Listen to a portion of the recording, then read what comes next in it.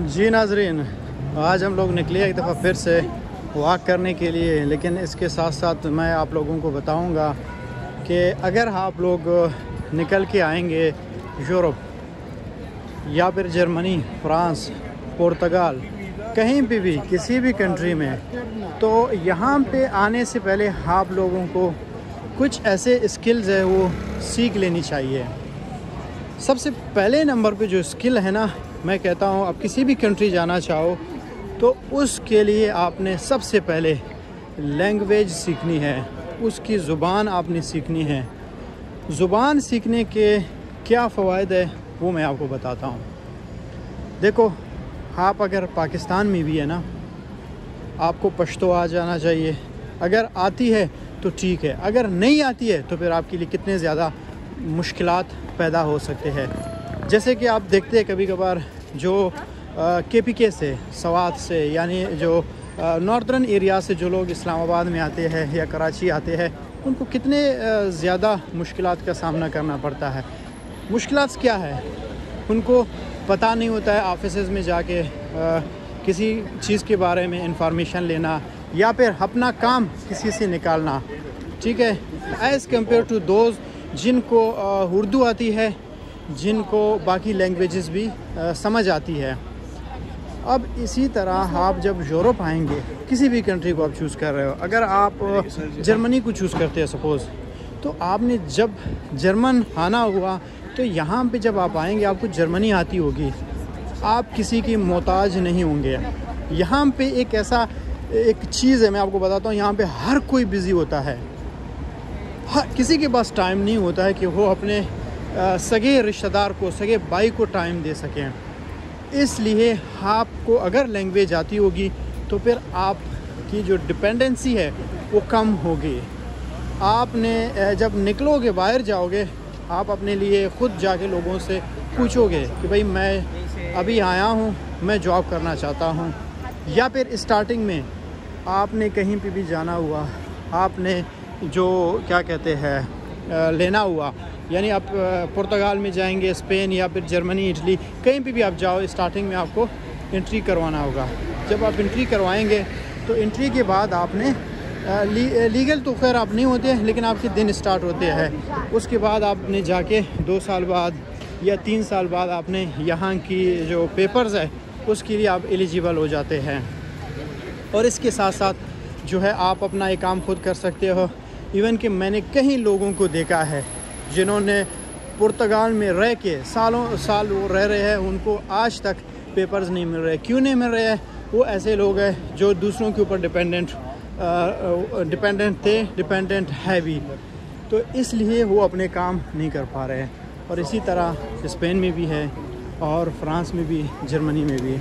तो जो लोग डिपेंडेंसी नहीं रखते हैं, जो पढ़े लिखे लोग होते हैं, जो खुद अपने काम कर सकते हैं, तो उन लोगों के लिए बहुत ज़्यादा आसानियाँ पैदा होती है। वो कौन से लोग हैं? वो है जिन्होंने पहले से लैंग्वेज सीख के यहाँ पे आए हैं, और लैंग्वेज सीखने के बाद उन्होंने इतना कम्युनिकेशन, उनकी स्किल्स अच्छी रही है कि उन्होंने अपने लिए पहले से जो स्टे की जो प्रॉब्लम्स है यहाँ पे, जिस तरह पुर्तगाल में हो रही है, स्पेन में हो रही है, उन्होंने अपने ही प्रॉब्लम को ख़त्म किया। पहले से उन्होंने लोगों से कम्युनिकेट किया, अपने लिए रश का जो मसला है वो हल कर दिया।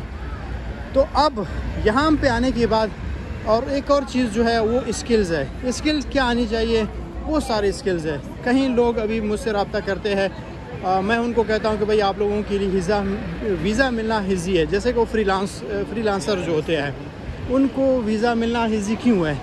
इसलिए उनको वीज़ा मिलना उनके लिए ईज़ी प्रोसेस है, क्योंकि जब जो भी कंट्री हो, फ्रांस हो, पुर्तगाल हो या स्पेन हो या फिर जर्मनी हो, उनको वीज़ा भी दे देता है। क्यों देता है? क्योंकि उनको पता है कि ये लोग स्किल्ड लोग हैं, और जब ये हमारे मुल्क में आते हैं या फिर आएंगे तो ये यहाँ पे अपने पैरों पे ख़ुद खड़े होंगे, इनको कोई मुश्किलात का सामना नहीं होगा, ये हमारे अदारों को ज़्यादा तकलीफ़ नहीं देंगे, उनके ऊपर बोझ नहीं बनेंगे। क्योंकि कहीं लोग ऐसे होते हैं ना जिनको कुछ समझ में नहीं आती है, यहाँ पे आते हैं, फिर उनके अपने उनको धोखे देते हैं, उनको रास्ते में छोड़ देते हैं, उनकी हेल्प नहीं करते हैं, तो फिर ये मजबूर होते हैं, अदारों के पास जाते हैं कि हमारी हेल्प करो, हमारे पास जगह नहीं है, हमारे पास पैसे नहीं है खाने पीने के, या फिर हमें वापस अपने मुल्क में भेज दो। तो इन मुश्किलात को ये मद्देनज़र रखते हुए उन लोगों को वीज़ा देते हैं जो इनके लिए मुश्किलात पैदा ना कर सकें। ठीक है, तो अब स्किल्स कौन से मैं आप लोगों को बता रहा था सी को। सबसे जो पहले नंबर पे मैंने आपको बताया था कि आपकी लैंग्वेज आपको आनी चाहिए। जर्मन लैंग्वेज, अगर जर्मनी जा रहे हो, स्पेन में आ रहे हो, स्पेनिश फ्रांस में आ रहे हो तो फ्रेंच आपको आना चाहिए। और बाकी अगर किसी इंग्लिश कंट्री में जा रहे हो तो वहाँ पे आपको इंग्लिश आनी चाहिए। तो अब बाकी जो काम है, जिससे कि जो आम जो वर्कर्स होते हैं, जो मज़दूर होते हैं, लेबर्स होते हैं, उनको जो काम होती है उनके लिए आपको कम से कम इलेक्ट्रिशियन होना चाहिए, आपको मोबाइल रिपेयरिंग आना चाहिए, या फिर अगर आप किसी एज अ शेफ़ काम कर रहे होंगे पाकिस्तान में या किसी भी मुल्क में, तुर्की में, ETC, तो वो भी एक्सपीरियंस अगर आपके पास है तो आप यहाँ पे चल सकते हो और अच्छे खासे कमा सकते हो और अच्छे से एक लाइफ स्पेंड कर सकते हो, ख़ुद भी कमा सकते हो और घर वालों को भी कुछ ना कुछ भेजने के काबिल रहोगे। तो मैं हर किसी को, जो भी मेरे देखने वाले हैं, सुनने वाले हैं, उनको यही मशवरा दूंगा कि आप लोग बाहर निकलने से पहले, यूरोप आने से पहले आपने ये काम करने हैं, ये चीज़ें आपने सीखनी है। और जब आप ये सीखेंगे तब जाके आप यहाँ पे अच्छे खासे गुजारा कर पाएंगे। अदरवाइज़ आपका गुजारा करना यहाँ पे बहुत ही ज़्यादा मुश्किल होगा और मुश्किल है। तो अब मैं आप लोगों को आगे भी जाके इस तरह के स्किल्स भी बताऊंगा कि कौन से मज़ीद स्किल्स है। जैसे कि अमेज़ोन का मैंने बताया, ऑनलाइन जो काम करना चाहते हो, अमेज़ोन ही हो गया या फिर eBay हो गया या फिर कोई भी मतलब ऑनलाइन प्रोसेस या ऑनलाइन जो स्किल्स होते हैं आप सीख सकते हैं। या फिर जो आपको आ रहे होते हैं, जैसे कि जो एक्टिविस्ट होते हैं, जैसे सोशल मीडिया में काम करते हैं, फेसबुक में, यूट्यूब में या फिर किसी इंस्टाग्राम में, इस तरह के नेटवर्क्स में भी होते हैं, वो भी आराम से उनकी अर्निंग होती है, तो फिर वो भी यहाँ पे चल पाते हैं। तो नाज़रीन, आज की वीडियो को यहाँ पर ख़त्म करते हैं, तो मिलते हैं इंशाल्लाह अगली वीडियो में।